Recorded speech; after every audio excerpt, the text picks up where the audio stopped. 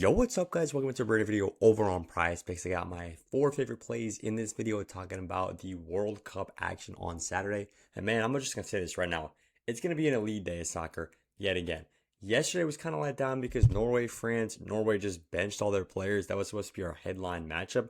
But Spain, Uruguay still showed out. But today's games might even be better than that. We got England, Panama, which is pretty solid. Croatia, Ghana, very good. This Group L is actually quite interesting. But then the star-studded matchup, Colombia versus Portugal, bro. This is going to be absolute cinema. So I want you guys to all be locked into this game. Also got a few more games going on here. There's a decent amount of value, and we're talking about one play in each of these games, and also going to do a bonus pick on the end. So first up, do me a huge favor, drop a like on this one. Takes you 2 seconds, completely free. I'm talking picks for these games, and if you guys get to 50 likes, I'm going to do a bonus play in tomorrow's video. So make sure you guys are locked in, hit that like button, and now let's talk about the recap, man. This is one thing I will always do on this channel: win, loss, draw, no matter what.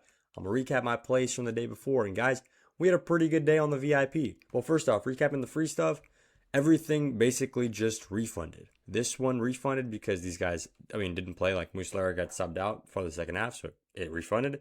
Nusa didn't play at all, it refunded. This one also refunded. This was a free play I sent out on Discord because Norway basically just sat their entire team. It is what it is, guys. Refunds are not bad. You get your money back. I don't know why people are, some people are getting kind of pissed about it. It is what it is. One thing that we did cash out, though, was a free play that I sent out. It was a minus 200 pick, so I'm not going to come on here and say like it was the best pick in the world, but Spain on the money line, another green day. And this is 3-0, by the way, on our rebet picks. 3-0 since we started doing rebet picks. Switzerland, we hit them on the plus money, so plus 140. Turkey or a draw was a pretty average pick.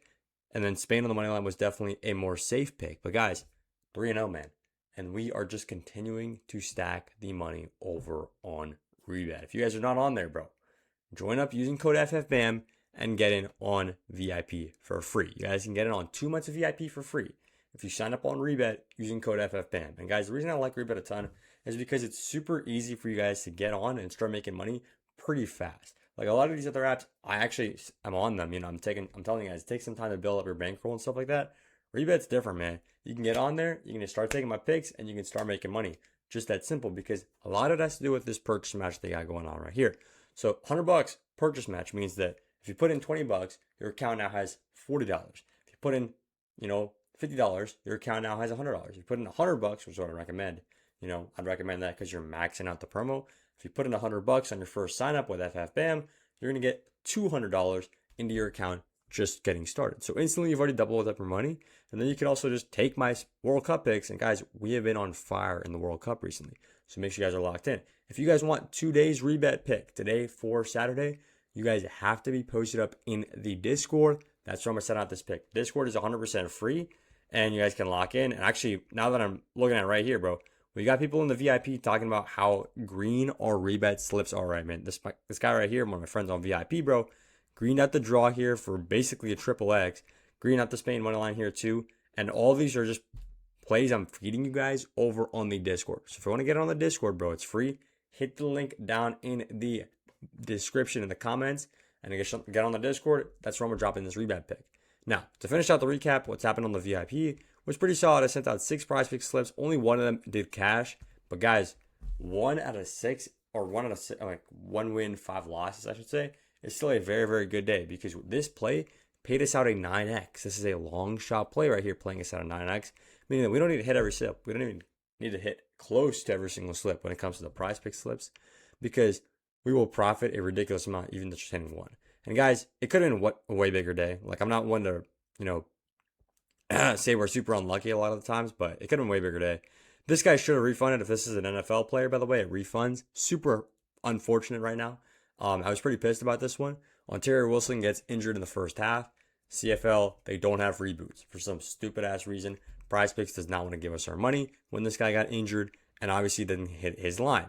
This one, Lamine Yamal, if this was still 0-0, Lamine Yamal stays in this game. So if Muslera is just able to save that weak ass buying a shot, then this would still be 0-0. Lamine Yamal would still continue playing the game, and he would hit this line, and everything else greened out for us. This was another one, 3 out of 4. JoJo was the only guy that missed. We did come out with the setup though. Greened out 2, and 2 are still left to play. So pretty good game, honestly. Very, very good day on the VIP. Now let's talk about the plays for today. So yeah, Winnable or Discord I talked about, that's free. If you want to get on the VIP, join up on the Winnable. Also a link in the comments of this video. Now let's get to the plays for today. We're starting off with passes attempted, and we're hitting Elliot Anderson right here on the under, man. This is one of my favorite picks over on the board, honestly. Elliot Anderson here on the under at 89.5 passes. So Anderson in the last 2 games has gotten 55 passes and 74 passes. Now, he got 74 passes in what I would consider an ideal, like literally, I wouldn't change a thing, an ideal environment for someone like Anderson to farm a lot of passes. What is an ideal environment for someone to farm a lot of passes? Obviously, you want to have more possession, but not just more possession. You want to be needing that possession. You want to be absolutely actively fighting as if you're down, right? This game, England versus Ghana, England had 78% possession. They completed 620 passes.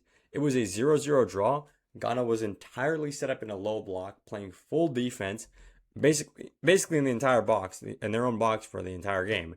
They got one shot on target, obviously, but basically generated 0 offensive chances. They were happy with a 0-0 draw. That's exactly what ended up happening here. And what happened here was Elliot Anderson, who did get subbed out, but played 73 minutes, so pretty solid still, did not hit his line. He didn't hit his line. He didn't get anywhere close to this line right here of 89.5, even though it was a perfect opportunity for him to spam a lot of passes. Perfect opportunity, high possession. Your team really needs the point, the result, the win. England was down 0-0. Obviously, England's a favorite. They should not be drawing 0-0 to Ghana. Elliot Anderson had a lot of opportunities to get passes, still didn't get the job done. So this one on the under, still didn't come close. This one on the under is very solid. I told the people in the VIP to take it on the under at like 94.5, and it's already bumped like 5 passes down. So we're getting good value on that. This might bump down even more, but guys, Elliot Anderson to not get 90 plus passes is a very good spot.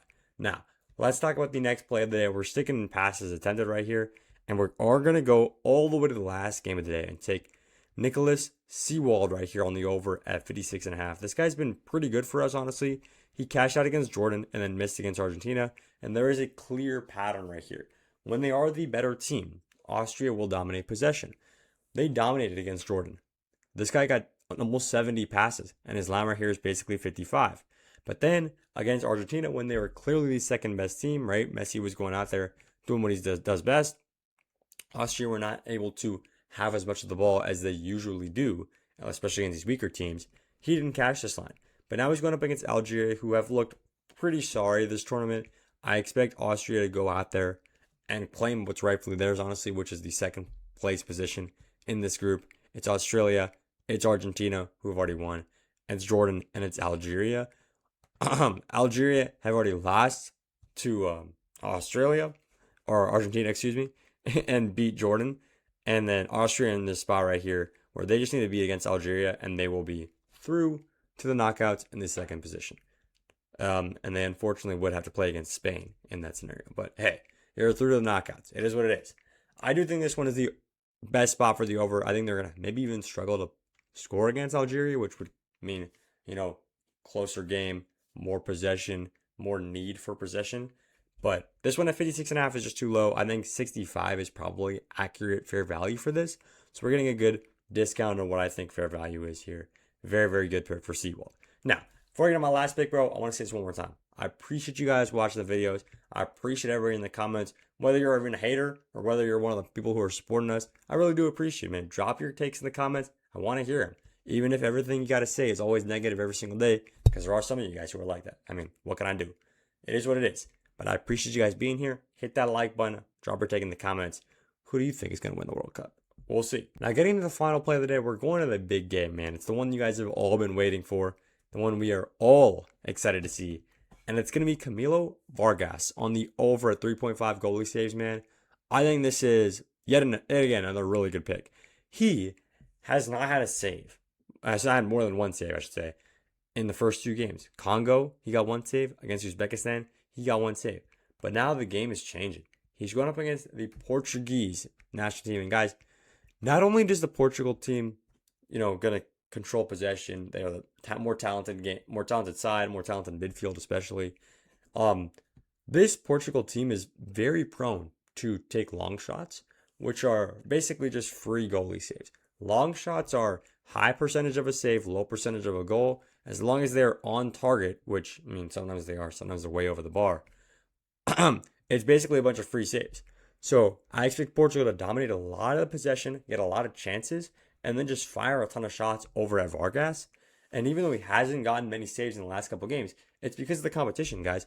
You got to look at this and you might go, what are you talking about? This guy's literally averaging 1 save a game. Yeah, he's been playing up against the literal worst couple teams in the World Cup, Congo and Uzbekistan. No hate to them, but they're nowhere near on the level of Portugal. Well, I don't know, I guess Congo drew Portugal, but that was a different Portugal. If you saw what happened last week with Portugal, or whatever, last time they played, they're looking ridiculous, man. So I think there's going to be a lot of opportunities for Vargas to farm a lot of saves in this game.